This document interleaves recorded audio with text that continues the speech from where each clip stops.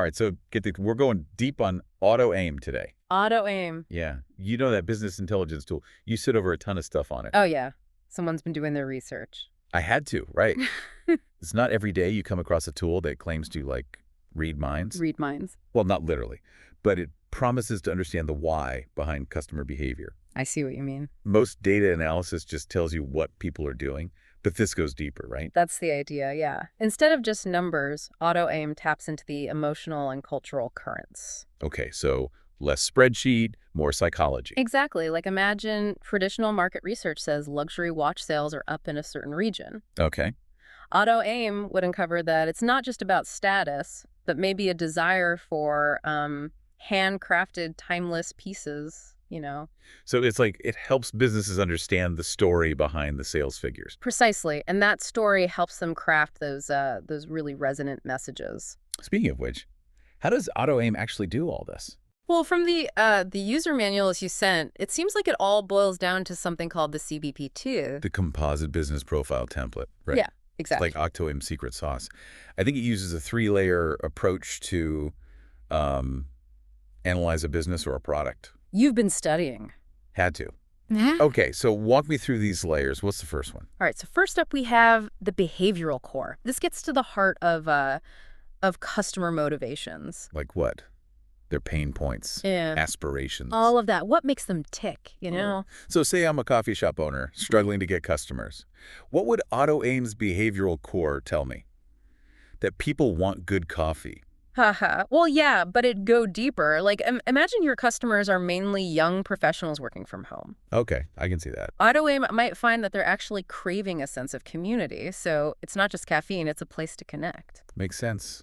Knowing that I could, like, host events or make the shop more community-focused. See? You're getting it. And Yeah. that's just the first layer. There's more. Oh, yeah. Next up is the cultural overlay. This analyzes how regional and cultural influences impact consumer behavior. Cultural influences, huh? Okay. Give me a real-world example. Okay, so let's say a fashion brand wants to launch a new line in Japan, for example. Well. Auto aim might uncover that Japanese consumers really value craftsmanship and tradition. Interesting. So instead of pushing trendy designs, they could highlight, you know, the heritage of their clothes. Smart. It's all about speaking to the specific values of that culture, right? Exactly. Okay, so what about the third layer? The digital layer. Ah, yes. That one's all about data-driven insights, website traffic, social media engagement, that sort of thing. So instead of just saying, like, millennials love online shopping, Right. it could get way more specific, like identify a group of millennials who are, I don't know, obsessed with sustainable fashion. Exactly. And then it could even tell you when they're most active online. Wow, that's some serious granularity. It's incredibly valuable for targeted marketing. Okay, so we've unpacked these 3 layers, but I'm still a little fuzzy on one thing. What's that? So we talked about auto aim analyzing all this data. Right. But how does it actually help businesses craft those really, those resonant messages you mentioned earlier? Ah, that's where things get even more interesting. It all comes down to three key techniques that auto aim uses. Lay it on me.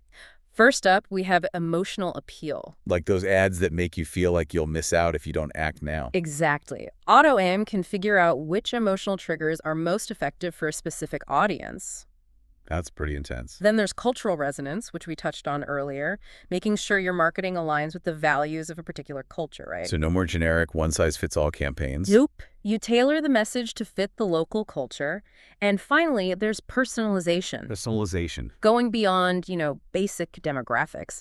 Auto aim can analyze someone's online behavior and create messages just for them. Hold on. Isn't that getting a little too personal? I can understand that concern. Like, targeting me based on my age group is one thing, but, you know, analyzing my every move feels kind of creepy. It's a valid point. Auto aim definitely raises some ethical questions about privacy. Yeah, like, where's the line between helpful personalization and feeling like you're being constantly watched?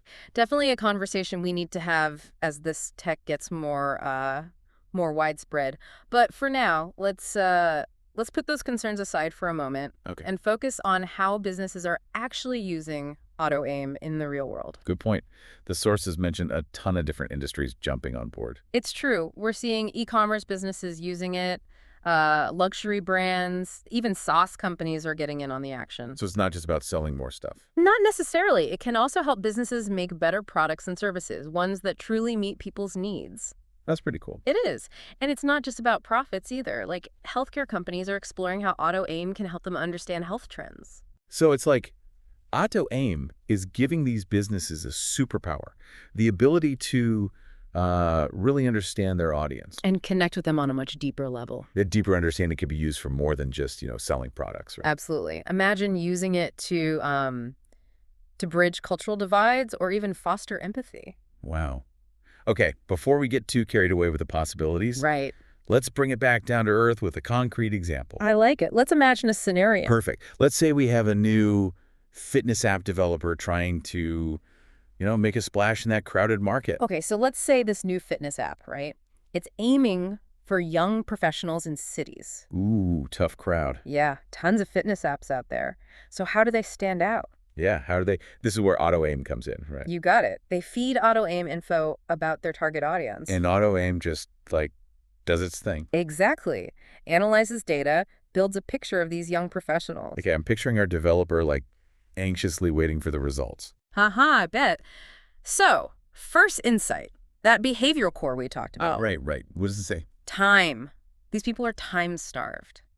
Jobs, social lives, maybe even side hustles. Yeah, I can see that. Squeezing in a workout, almost impossible. Plus, they're probably online all the time. Exactly. Seeing everyone else's perfect workout routines, killer for motivation. So it's not just being busy. It's the pressure to keep up. You nailed it. AutoAim sees that. Online conversations, total fitness fatigue. Wow. Okay, so we've got the time crunch, the fitness fatigue. Mm-hmm. What about cultural stuff? That cultural overlay layer.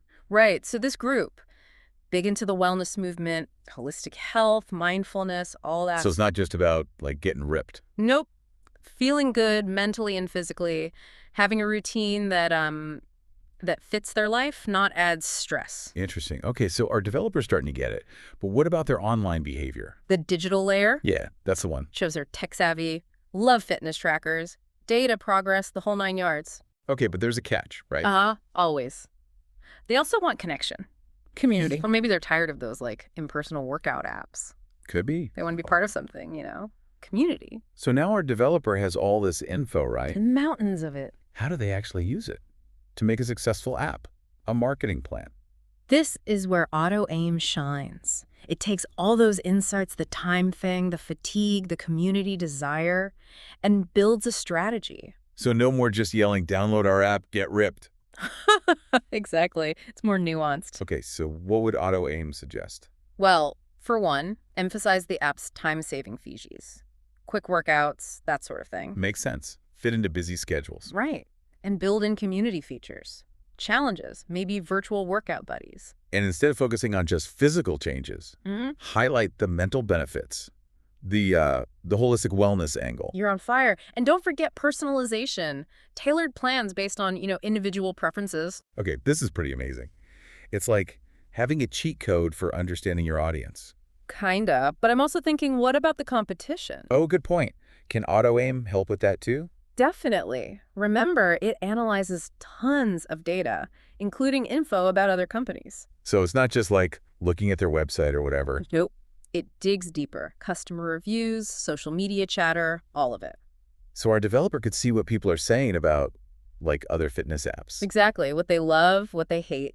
Imagine finding out, users are complaining about some apps' lack of personalization. Bingo. That's a huge advantage for our developer. It's like having a spy inside the competition.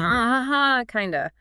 And it's not just about weaknesses. AutoAim can also spot opportunities, things competitors are missing. So maybe our developer finds a niche, something nobody else is doing. Exactly. And boom, they stand out from the crowd. This is blowing my mind. Target audiences, messages, competition.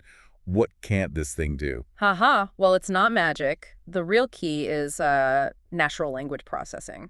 Natural language processing. Teaching computers to understand human language. Not just words, but the meaning. So it can analyze, the tone of a customer review or a social media post. Absolutely. Even emojis. It's like giving a computer a psychology degree. Wow. So it can tell if someone's being sarcastic or truly happy with a product. You got it. And the more data it crunches, the smarter it gets. It's like a business intelligence tool that gets better with age, like a fine wine. I like it. And that's what's so exciting. It's constantly learning, adapting. Okay, so big picture now. Mm-hmm. Why was AutoAim even created? What problems is it trying to solve? I think the creators realized we're drowning in data. We have tons of it, but it's hard to make sense of. It's like drinking from a fire hose, right? Perfect analogy. Auto aims that filter, helping us find the nuggets of gold in all the noise. So it's not just about having data, it's about making it useful. Exactly. That's why it's so popular across so many industries. Because it gives them the power to, like, understand the world around them. And it's only getting more complex, right? More data-driven. Totally. Okay, this has been amazing, but we got to talk about the elephant in the room. The ethical concerns. Yeah, that's the one.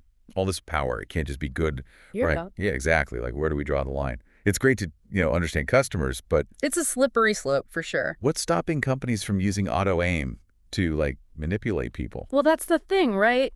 Any tool can be misused. Yeah, but this one feels, I don't know, especially powerful. It is powerful, no doubt. Think about it. If it can analyze our emotions Right.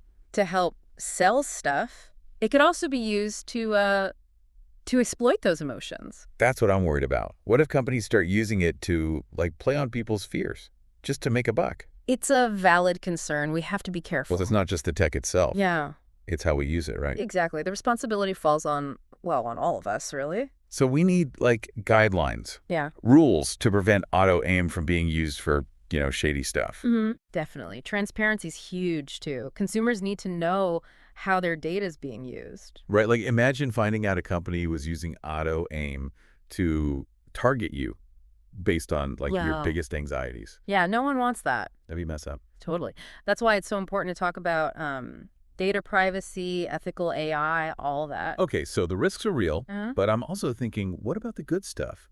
How could AutoAim be used to, like, actually help people? Oh, tons of potential there. Imagine public health campaigns tailored to specific communities, Okay. taking into account their, beliefs and concerns, or personalized education, adapting to different learning styles. Wow, I hadn't even thought of that. It's like we could use AutoAim to make those services better, more accessible. Exactly. And think about disaster relief. AutoAim could analyze social media Oh, wow. to figure out where help's needed most. That's amazing. Right. And then it could even help craft messages that'll actually resonate with those communities. It feels like we're just scratching the surface here. We are. AutoAim's still young, but the potential is, well, it's huge. This has been quite the deep dive. We started with, like, the nuts and bolts of how AutoAim works. Yeah. Then we got into the benefits, the risks. I mean, It's a lot to unpack. we probably only scratched the surface, but hopefully it's given our listeners something to think about. Definitely. AutoAim is a powerful tool, and it's up to all of us to make sure it's used the right way. As it becomes more and more part of our lives, right? Exactly. It's an ongoing conversation. And we all need to be a part of it. Couldn't have said it better myself. Well, that's another deep dive in the books. We hope you found it insightful and got you thinking. Always good to think. Until next time, keep exploring, stay curious.